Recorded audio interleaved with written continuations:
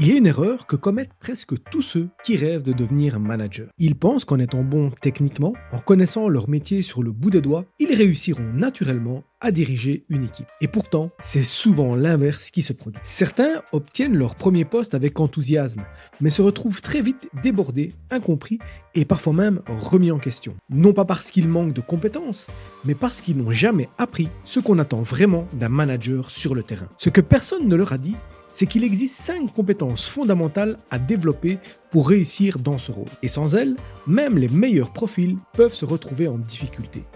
Je suis Ludovic Alpi, coach en management et leadership. J'accompagne les managers, les dirigeants et les DRH à renforcer leur posture de leader, à fédérer leurs équipes et à gérer les situations complexes avec confiance et efficacité. Sur cette chaîne, je partage des conseils concrets et des méthodes éprouvées pour vous aider à devenir le leader que votre équipe a envie de suivre. Et aujourd'hui, je vais vous dévoiler ces 5 compétences clés, celles que vous pouvez commencer à travailler dès maintenant, avant même de devenir manager. Car oui, un leader, ça ne s'improvise pas, ça se prépare.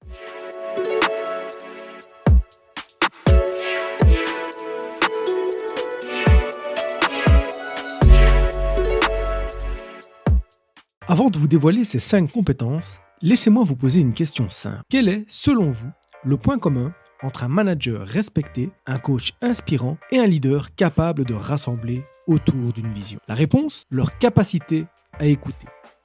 La première compétence que tout futur manager devrait travailler, c'est l'écoute active. Et je parle ici d'une écoute vraiment engagée, pas du simple fait de laisser l'autre parler. Beaucoup de personnes pensent être à l'écoute, alors qu'en réalité, elles attendent juste leur tour pour répondre. L'écoute active, c'est autre chose. C'est être pleinement présent dans l'échange. C'est poser des questions ouvertes, reformuler ce qu'on a entendu et laisser des silences pour permettre à l'autre d'approfondir sa pensée. Concrètement, au lieu de demander « ça va ?», ce qui n'amène souvent qu'un oui automatique, préférez une question comme « qu'est-ce qui a été le plus stimulant pour vous cette semaine ?» C'est subtil, mais ça change tout. On ouvre un espace de dialogue réel. Autre point clé, le silence. Lorsque quelqu'un termine une phrase, attendez 2 à 3 secondes avant de répondre. Ce court moment, souvent inconfortable, pousse l'autre à aller plus loin. Et surtout, il montre que vous n'êtes pas en train de préparer votre réponse pendant qu'il parle. Enfin, pensez à reformuler régulièrement. Par exemple, si je comprends bien, ce qui vous pose problème, c'est le manque de clarté dans les priorités du projet. Vous vérifiez votre compréhension et vous rassurez votre interlocuteur sur votre réelle attention.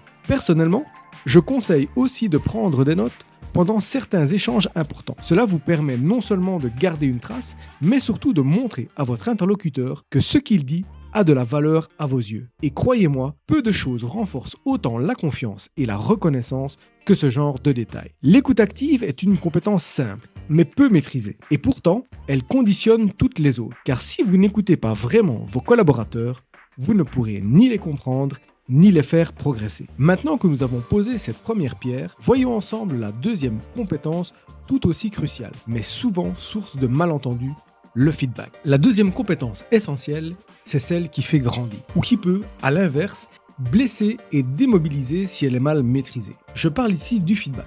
C'est un outil puissant et pourtant il est souvent mal utilisé ou tout simplement évité. Certains managers n'osent pas en donner de peur de froisser. D'autres se montrent trop directs, parfois même brutaux. Entre ces deux extrêmes, il y a un juste milieu, celui du feedback constructif. Celui qui fait progresser. Voici une méthode simple et efficace que j'aime beaucoup partager. Le modèle SBIR. Il permet de structurer un retour de manière claire, professionnelle et respectueuse. SBIR est l'acronyme de Situation, Behavior, Impact et Recommendation. Si on prend un exemple, lors de la réunion d'équipe de mardi, qui va être la situation, vous avez pris la parole à plusieurs reprises sans laisser les autres s'exprimer. Ici, donc, c'est le behavior, le comportement. Cela a freiné le débat et a créé de la frustration chez certains membres. C'est l'impact. Je vous invite à laisser plus d'espace aux autres lors des prochaines réunions. Et on a la recommandation. C'est précis, factuel et surtout orienté vers l'amélioration. L'un des pièges fréquents du feedback, c'est de confondre la personne et son comportement. Dire « tu es désorganisé » est bien plus blessant et moins utile que de dire « le rapport a été remis en retard », ce qui a retardé l'ensemble du planning. Et pour que vos feedbacks soient bien reçus, je vous recommande une autre règle précieuse, le ratio 5 pour 1. Autrement dit, pour chaque retour correctif, assurez-vous d'avoir formulé 5 retours positifs sincères.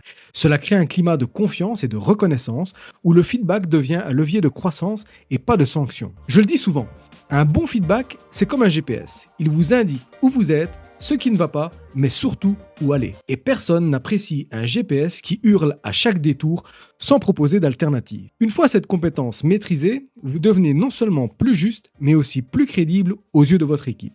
Mais pour vraiment libérer votre temps, gagner en efficacité et responsabiliser vos collaborateurs, il y a une troisième compétence à développer absolument. La délégation, un mot qui fait souvent peur aux nouveaux managers. Et pourtant, c'est l'un des leviers les plus puissants pour gagner en efficacité et faire grandir son équipe. Mais attention, déléguer, ce n'est pas simplement confier une tâche, c'est confier une responsabilité avec un cadre clair et une vraie intention derrière. Beaucoup de managers débutants font la même erreur. Ils veulent tout faire eux-mêmes, par perfectionnisme, par peur que le travail soit mal fait, ou tout simplement parce qu'ils pensent aller plus vite ainsi. Mais à long terme, c'est intenable. Et pire encore, cela envoie un message implicite à l'équipe. Je ne vous fais pas confiance. Voici une méthode que je recommande souvent, simple et terriblement efficace. Le premier point, c'est de clarifier l'objectif. Ne vous contentez pas de dire « tu peux t'occuper de ce dossier ?»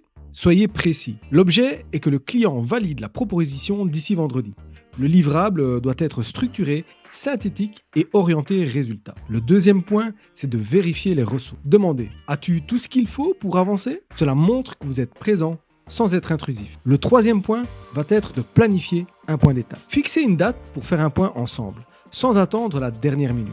On se cale à un moment jeudi après-midi pour valider l'avancement. Et enfin, le quatrième point, débriefer après la mission. Prenez le temps d'un retour. Qu'est-ce que tu retiens de cette mission ? Qu'est-ce qui a bien fonctionné ? Qu'est-ce qu'on peut ajuster ? C'est ce moment qui transforme une délégation en opportunité d'apprentissage. Quand vous déléguez bien, vous ne libérez pas seulement du temps, vous envoyez un signal fort à votre équipe. Je te fais confiance, tu es capable. Et c'est souvent ce type de reconnaissance implicite qui booste la motivation bien plus qu'une prime ou un bonus ponctuel. Savoir déléguer, c'est aussi accepter de lâcher un peu de contrôle pour permettre à l'autre de se révéler. Mais dans une équipe, il y aura forcément des tensions, des désaccords, des incompréhensions. Et c'est là qu'intervient la compétence suivante, que beaucoup redoutent, la gestion des conflits. S'il y a bien une chose inévitable dans toute dynamique d'équipe, ce sont les tensions. Et pourtant, c'est souvent ce que les managers redoutent le plus. La vérité, c'est que les conflits ne sont pas le vrai problème. Le vrai problème, c'est quand on ne sait pas les gérer. Ignorés, minimisés ou maltraités, ils finissent toujours par réapparaître, plus forts,